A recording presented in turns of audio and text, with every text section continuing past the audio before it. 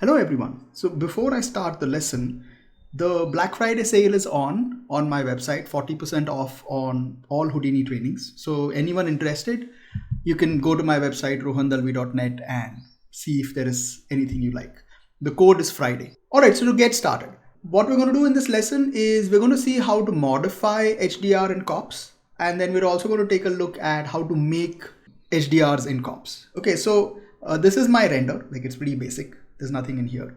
So one of the reasons I used to like using Octane was because Octane has within the texture environment, there is an option for adjusting the gamma. Okay, or actually like within the image itself, there's an option for adjusting gamma. So what that used to do is like when you take HDRs, it sort of just allows you to sort of increase the contrast of your HDR. It sort of gives you better lighting, or you can modify the lighting.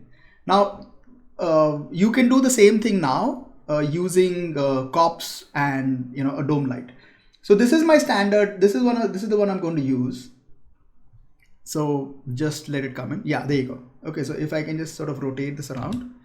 Yeah, so what I have is just I'll bring it in from a particular angle. So this is what I have. So let's say if I just want to increase the saturation or do something like that. Now you don't really have any of those options here. Like if you go to the Karma tab, you don't really have any ways to sort of control you can control exposure and you can control color temperature, but you don't really have any options to do like saturation and things like that. So let me just stop this. What I can do is we'll take a COP network and I will pick up a file node and I will take the same HDR. So this is, I think it's about like 2000 so it's 3000 by 1500. And what I'll do is I'll just, let's change this to RGB. We don't really need RGBA. And I'll add in a gamma node and I'll add an HSV. And then I'll just put in a null here. So I'll do an out.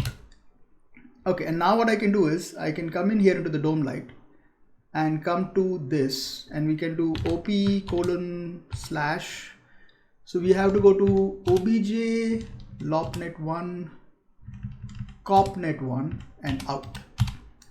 And if I hit render, it should just show up.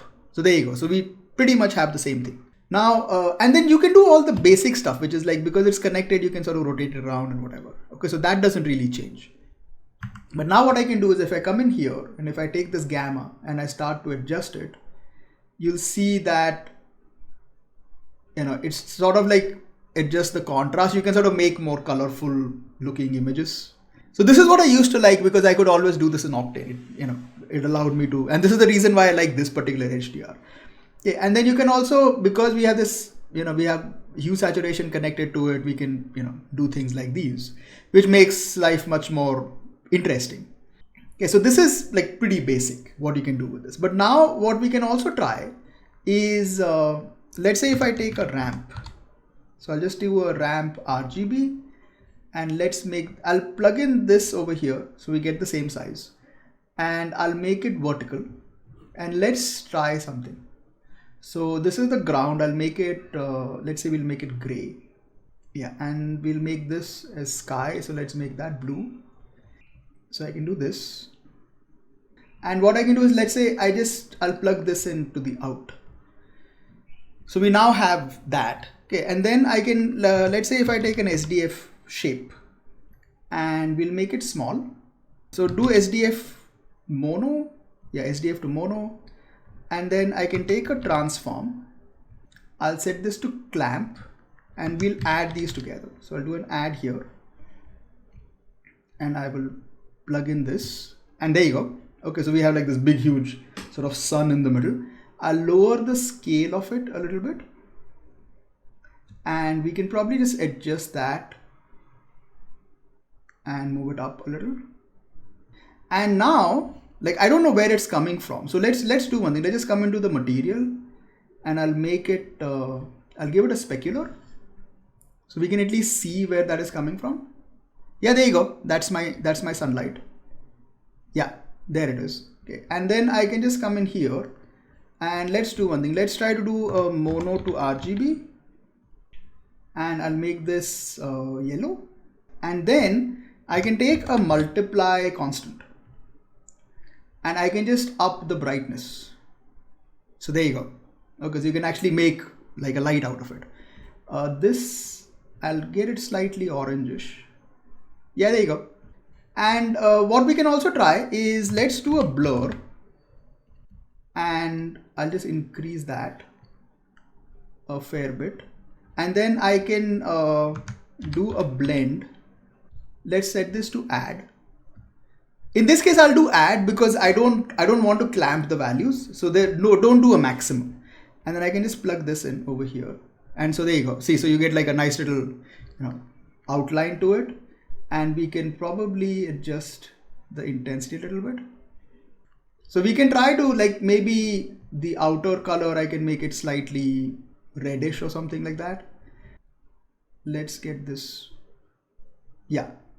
So it gives you, interesting ways to adjust these things. I can maybe, let's take a multiply constant here and make it slightly darker. So the sun sort of stands out a bit more. And let's make this metallic. Yeah, there you go. See, so you can do nice things with this. I can just make this slightly darker. So you can do more. Like, I won't, like, whatever you want. And you can change the shape, right? So if I come in here and let's say instead of this, if I pick up, I don't know, let's try a star, right? And I can lower the radius of it. See, there you go. So we can have a star. Okay. And I can try to lower that. Oh, that does look fancy. Like, I'll keep this to 0. So I can just sort of spin it around myself. So I can just take this and there you have it, your own personal star-shaped sun. So before I close it, like, what you can also do is I can always come in here, right? And I can actually like blend these two together if I want. Like, I can take this and I'll get the HSV to 0 and I can just plug in this as well. So what you have is you have like two HDRs. So I can just take the value of this and make it lesser. Yeah, so I can actually, like, let's take the blend here. We'll make it add. Yeah, so what you have now is you have two HDRs being mixed together. So it gives you more, fancier results. Yeah, so that's pretty much it. So this is how you can use COPS to modify HDRs and make your own HDRs. And once again, the Black Friday sale is on my website. So if anyone is interested, 40% off on all Houdini trainings. Code is Friday.